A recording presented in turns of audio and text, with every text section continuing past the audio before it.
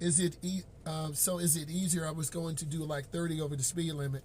Random. Nate, stop being random. I'm not even going to answer that. Right? So what I need you to do is continue to work hard. We are entertaining questions about driver's education. And if you have questions about driver's education, I need you to continue. So let's continue. Do not assume beginning drivers know what they're doing, because they don't. You need to go, hey, I'm at 1K. I need 3 more K. That's my goal, 4K. And I need to answer your questions. Let's get it going. Beginning drivers need verbal instructions. And I need you to continue to seek guidance and support. Let's continue.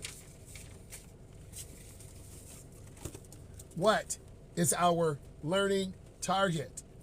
New driver advice. What is the best way to do an emergency stop in a manual transmission that's locked in gear? You take your manual transmission and put it in neutral. Then you make sure it's clear